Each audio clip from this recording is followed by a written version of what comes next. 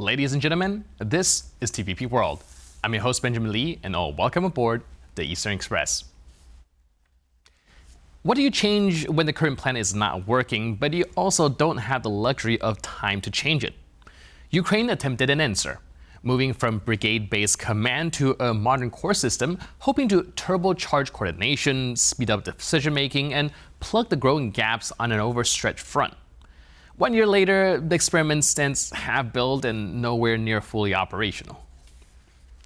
The reform promised clarity. Instead, it produced confusion.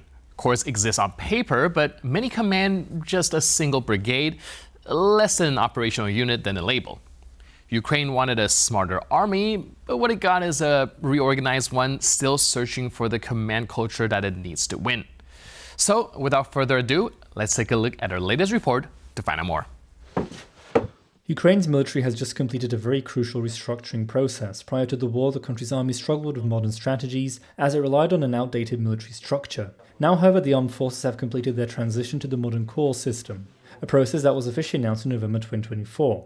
The new system will allow the Ukrainian armed forces to operate more efficiently in larger and, most importantly, independent groups, also giving them the possibility of interoperability with partner countries. In war, modern war, we need to be very flexible, adaptable, and these are proven strategies. Being stagnant is not an option.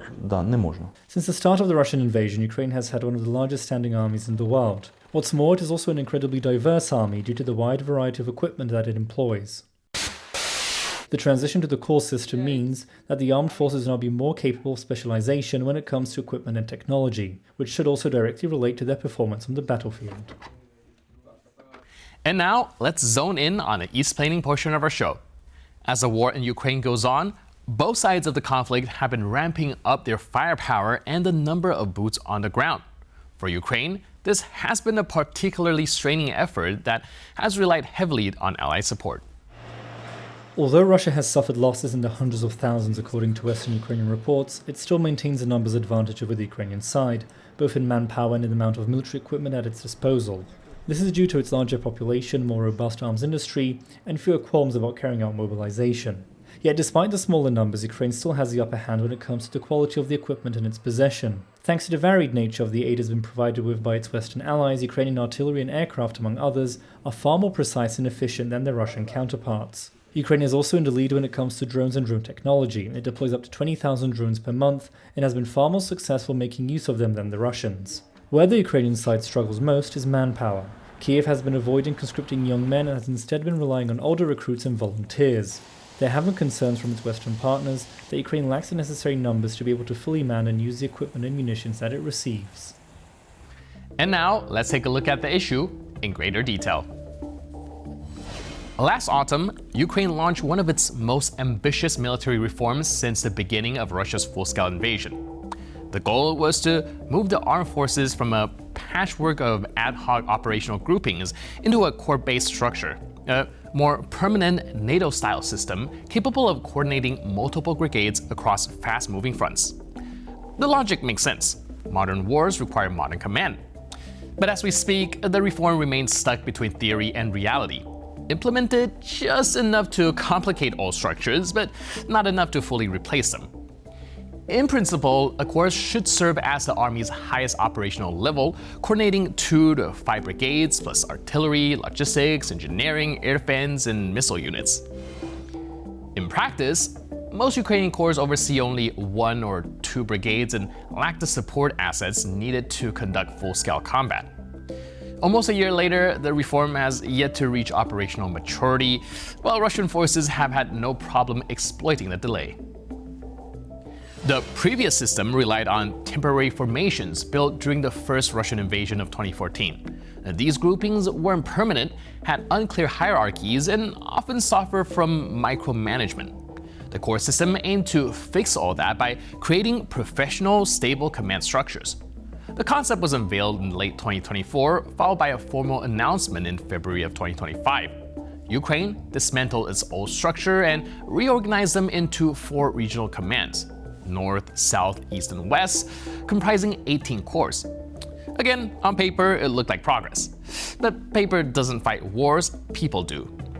And right now, Ukraine simply doesn't have the manpower to fill those roles.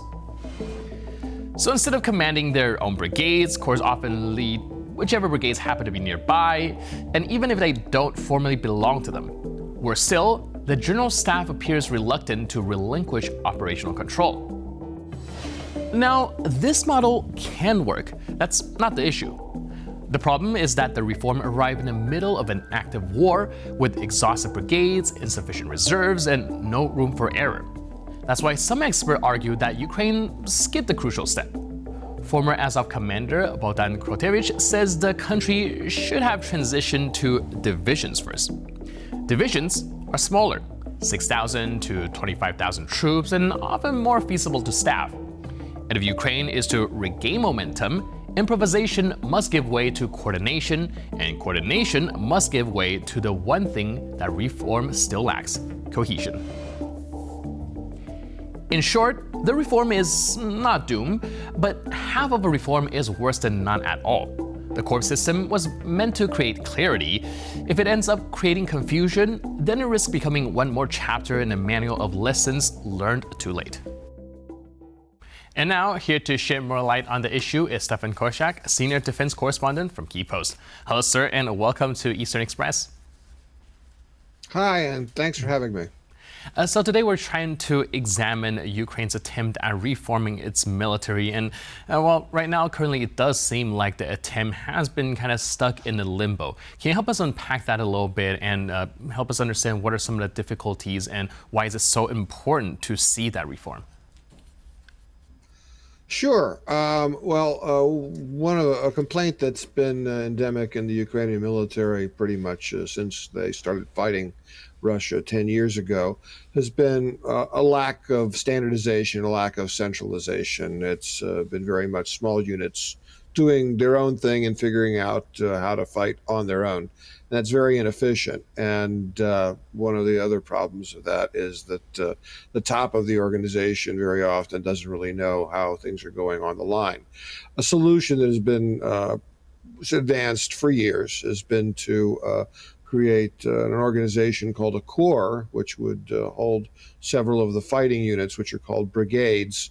And that would make things more efficient, improve standardization, and hopefully make the Ukrainian force a more efficient fighting force.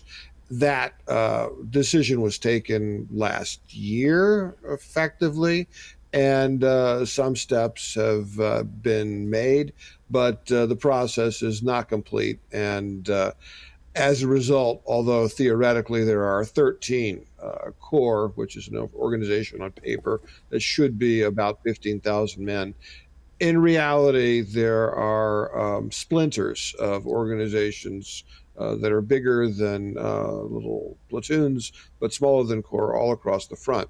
There are two main reasons for this. One is that Russia is attacking Ukraine, and there are battle crises taking place constantly. So the top command, although it would like to concentrate the subordinate units that go into a corps under one parent organization, they are constantly pulling units from one organization and throwing them into the line in another location to plug a gap to deal with the crisis. And that has been going on for the entire war. And as long as Ukraine is under Russian pressure, that's going to be something that the Ukrainians have to deal with. And the other side of that is that the Ukrainians are just short of personnel, and particularly people on the front line. The problem is really not so much losses as it is desertion. And they've had people that volunteered 4 years ago, hadn't gotten leave even for a few days off out of their unit, and so they just walk off, they quit. And so there's a substantial shortage of people in the fighting units, and that exacerbates the problem of how they're going to contain the Russians. So there is some success. There are a couple of corps which really have done better because they have better resources from the civilian side and good central commands, just naturally, not because the Army organized it that way, but because individuals appeared in the organization that were good organizers and good commanders. And they are more effective, but it's certainly not across the board. And as it was, excuse me, 4 years ago, it is pretty much still the case today. It's not consistent. It's a hodgepodge kind of setup. I hope that that more or less explains the situation. Right. Of course, thank you for helping us unpack that. Now, when I'm looking at how the Ukrainian military is being structured, there's some graphic explaining how it was and what the ultimate goal is. And one thing I immediately noticed is that in the previous structure, there seems to be a long kind of chain of middle managing commanders before it goes to the individual soldiers. And a new system is trying to streamline that process. Do you think that this change might also be met with some internal resistance for the people who are entrenched in the existing structure, that they don't want this thing to change Yes. because perhaps it'll make it a little bit more difficult for them personally? Yes, absolutely. That is a factor.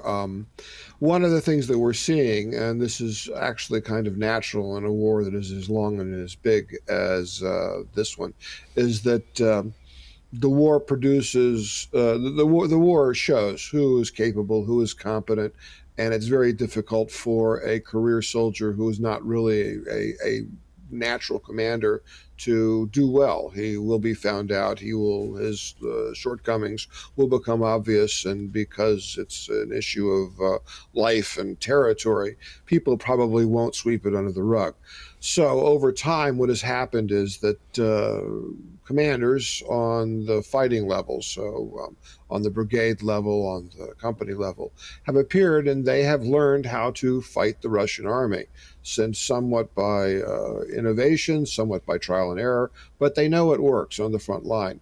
They are absolutely outspoken that the top of the Ukrainian military doesn't listen to them enough, doesn't take their suggestions as seriously as it should, and doesn't want to fight the war that needs to be fought. And they say that they know how that is because they're there actually doing the fighting. And at the top of the organization, the response that you'll get is, yes, well, we understand what's going on, but a military needs discipline. And you can't have an army where everybody is just deciding how to fight on their own. At times, some units have to sacrifice themselves. And you don't get to, it's not a democracy. Orders need to be followed. And that tension is there. And certainly, commanders who are not skilled in the field side of running an army would take refuge in the argument that, well, yeah, those guys on the line, they don't have sufficient discipline. They don't see the big picture. They should just be quiet and take orders. And if you talk to the soldiers on the line, and that's part of my job, they pretty much, without an exception, will say everybody in Kiev at the higher echelons, they're just rats. They don't know what's going on. They their only goal is to advance their careers and keep away from the actual fighting. But if you talk to the staff officers and some of the higher commanders, it's clear that at least some of them get it. But you surely can absolutely come into contact with careerist officers who are not particularly competent and who you really wouldn't want to see normally in a responsible position in any large organization. So how that's going to be resolved, that would be a hard job in peace, and it's a war. So right. The only thing that you can easily predict is it's probably not going to get fixed soon. Right, like you mentioned, even in peacetime, this is going to be a very hard conversation to have, let alone while Russia is still constantly assaulting Ukraine. You mentioned this whole hodgepodge situation, and there's a famous saying that half a kitten is not half as cute, it's a bloody mess. Current situation does seem like the attempt at the transition is creating some vulnerabilities within the Ukrainian ranks. Can you help us kind of visualize what that looks like? Well, I wouldn't say that it's making things worse. It's simply adding another layer of potential complexity or potential organization on a structure which is not really consistent and organized to start out with. And it's not as if there's a rigid functioning triangular chain of command, and that this new core organization approach is suddenly turning that upside down. It's rather that it is a haphazard, and NATO officers see it as absolutely chaotic. It's not quite chaotic. It's just a Ukrainian approach. This is another aspect of how the organization is going to go forward. Most of the Ukrainians, officers that you talk to, will say that, yeah, in theory, it's a great idea. Everybody's for it. It's the question of actually implementing it.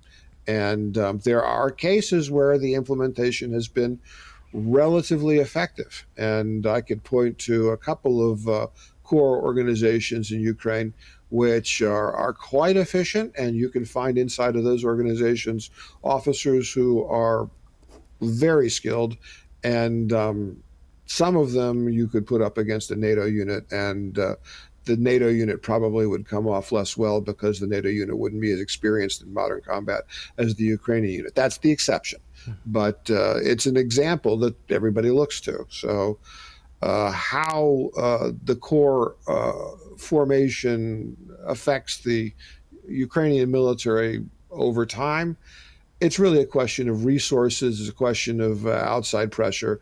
It's a question of how much the top of the organization, so the political leadership, decides that it's a priority.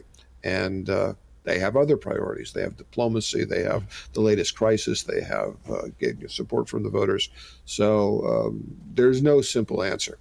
All right, speaking of diplomacy and other concerns from the leadership level, one of the big thing, of course, Ukraine is having their NATO aspiration, which emphasize a lot in interoperability. So do you think that one of the pressures for the leading class would be to make this reform in order for their NATO pitch a little bit stronger? And do you think that the current state of what things are is going to prove to be a hindrance in that process?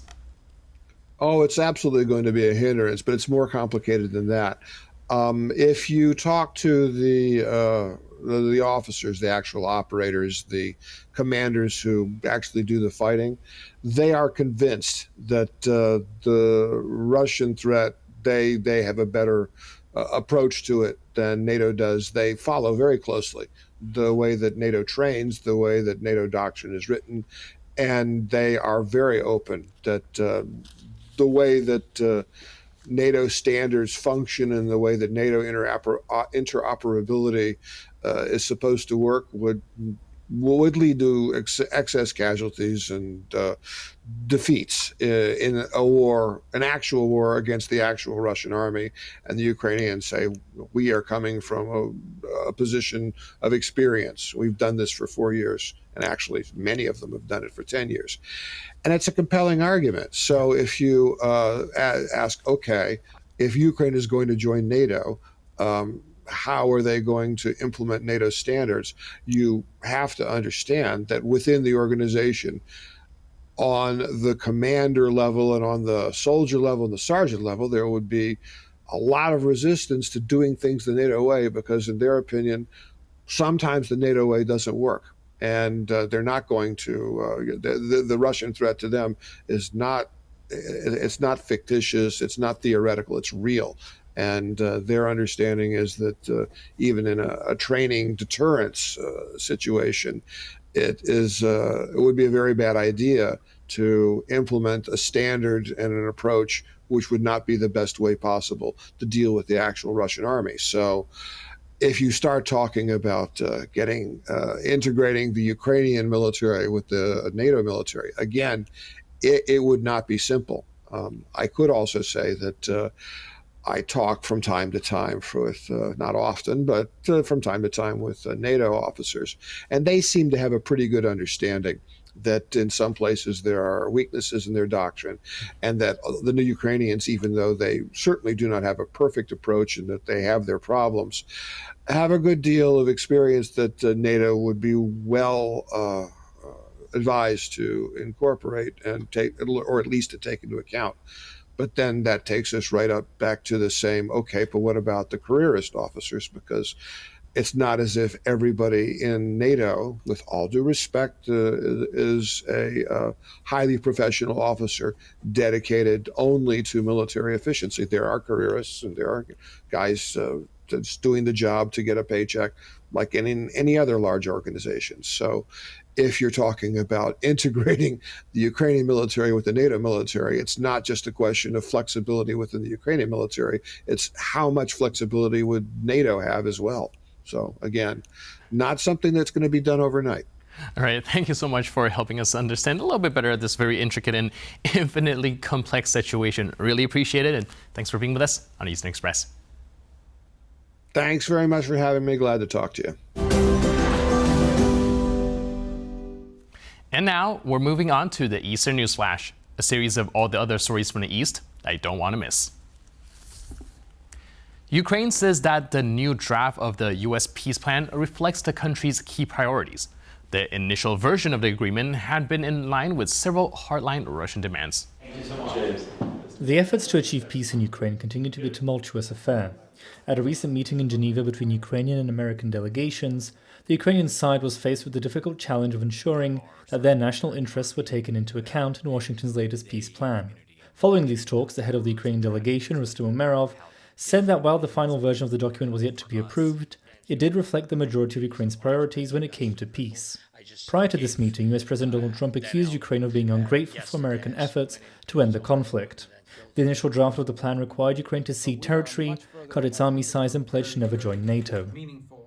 One of the St. Petersburg street musicians arrested by Russian authorities fled the country after release. Diana Loginova's current whereabouts remain unknown. Russia continues to be a very dangerous country for independent artists. Police in St. Petersburg had arrested Diana Loginova and Alexander Orlov 3 times, beginning the cycle of arrests on October 15th. Their band, Stop Time, went viral after it performed songs by anti-war musicians at street concerts in the city. The 2 artists were held in custody for a month, and Loginova herself was fined some $400 for, quote, discrediting the Russian military.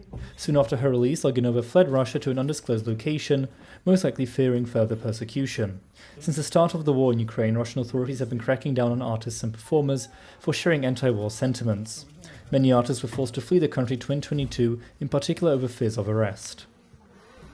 And that's all on this episode of Eastern Express. Before more news, update, and commentary, please stay tuned to TVP World.